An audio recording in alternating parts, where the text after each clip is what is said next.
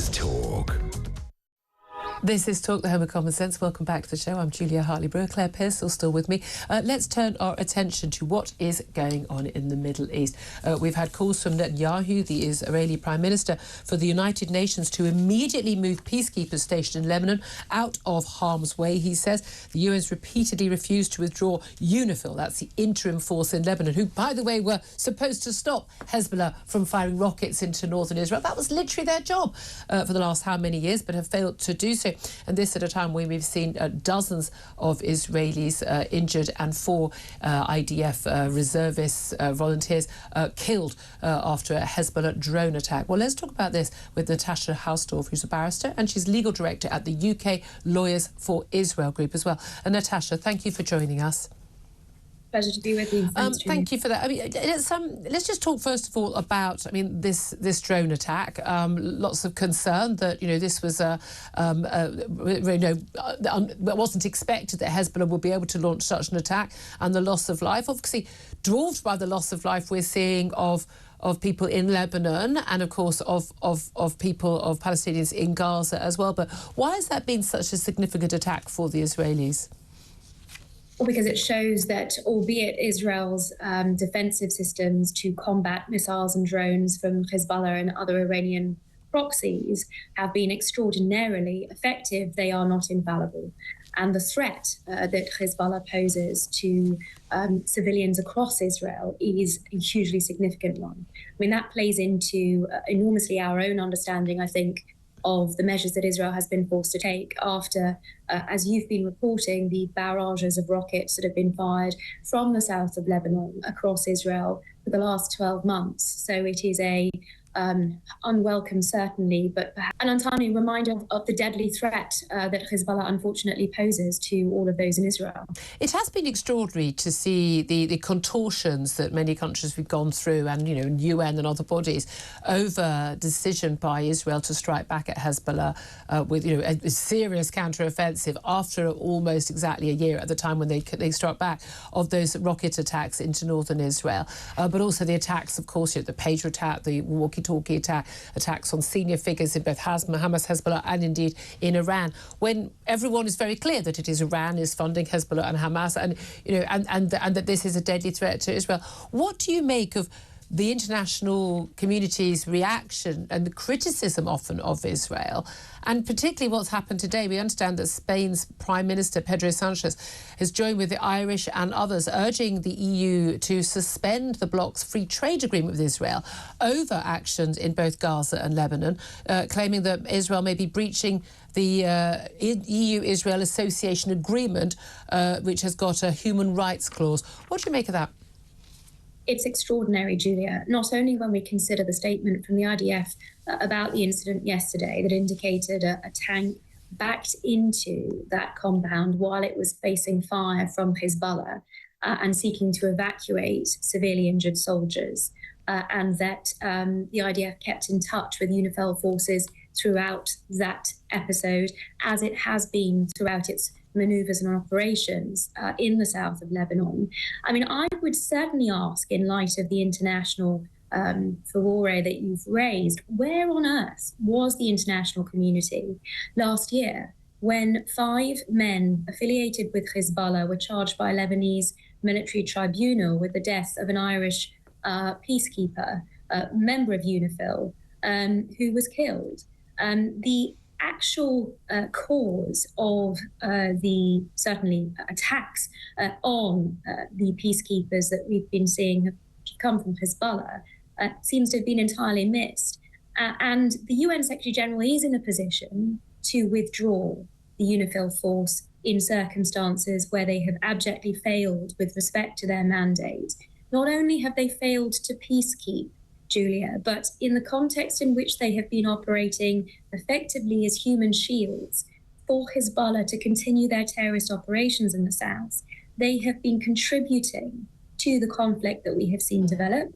And they are essentially serving as an entity that is now complicit with this internationally prescribed terrorist organization, Hezbollah.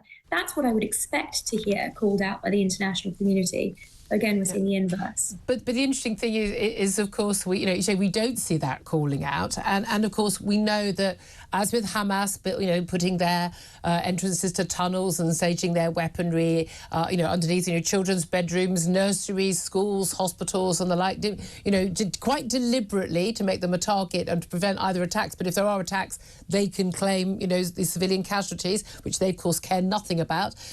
Same with Hezbollah; they have been doing exactly the same, putting their missiles in not just residential homes and areas, but also staging them very, very close to where the UN forces are, deliberately to make them difficult to attack. When Netanyahu says that he wants them to leave, is there any likelihood that they will? Well, in light of the response that we've seen both from UNIFIL and others and the UN more broadly, I don't think so. But when we consider that only in the last month, 25 launches towards Israel by Hezbollah have been from within the vicinity of UNIFIL outposts, the UN should be certainly considering its position here. It's failed abjectly in its mandate. Many people have been saying that under the UN Resolution 1701. But I think more than anything else, the complicity that we've seen, both with UNRWA in Gaza and UNIFIL now with respect to its complicity with Hezbollah attacks. I mean, there is an awful lot that the UN as a whole has to answer for driving this conflict forward and worsening the situation, both for Lebanese civilians. Let's not forget that UNRWA's mandate with respect to Palestinian civilians, UNIFIL's mandate essentially to defeat Hezbollah and allow Lebanese civilians to throw off the oppression of this terrorist organization in Lebanon. I mean, these are the civilians that are most suffering from the UN's failures. And this is the thing, isn't it? I mean, Hezbollah, we've been talking to other experts on the show as well about this. They are a major crime syndicate now. And they're not only a military body, they're basically a terrorist organisation. And basically, they dwarf the size and the capability and number of fighters and the munitions of the Lebanese army itself. But also, they are basically the biggest drug dealers, effectively, in the Arab world, dealing in sort of manufactured, effectively sort of what they call it, poor man's cocaine. And they something like half of their funding comes from that, the other half from Iran. It's a mafia, organised crime. They deal in trafficking of slaves and particularly of child sex trafficking as well. I find it extraordinary that we still have people who are on the streets of this country who will go out on marches and will say, go Hezbollah and support Hezbollah. A, it's a prescribed terrorist organisation, and B, these people do the most awful and heinous things to their own people. Why would any right-thinking person not want them defeated? Well, and also the Syrians who have suffered so severely because of Hezbollah brutality. No, I absolutely agree. Again, I think we're faced with this complete disconnect between the reality and the narrative that one sees so pervasively over mainstream media, but also increasingly now over social media. And certainly that is what has taken hold across these protests, which are pro-Hamas and pro-Hezbollah. It's important in that context just to recognise that as prescribed organisations, support for either of those here in the UK is unlawful, and it falls foul of the Terrorism Act. I look forward to seeing that enforced, Julia. Wouldn't that be nice? It was very interesting, actually, yesterday to see Sadiq Khan, the London mayor, basically being very critical of anti-Semitic. I think it was in a North London, very Jewish areas, golf course, the bunkers. So anti-Semitic messages were raked into the bunkers. I mean, wow, you've got to admire the creativity of the racists, haven't you?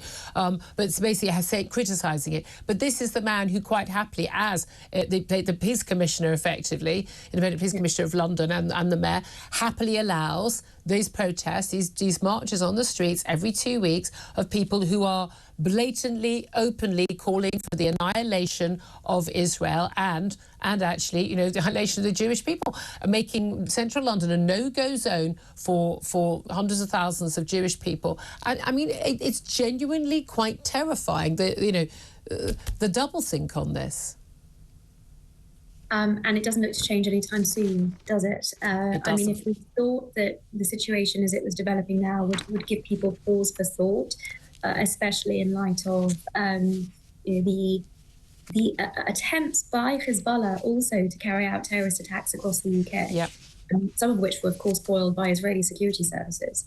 I do hope at some point the British public may wake up to the fact that these are internationally prescribed terrorist organisations who wish ill towards British citizens here as much as they do across the Middle East. Indeed. Natasha Hausdorff, barrister and also legal director at UK Lawyers for Israel. Thank you.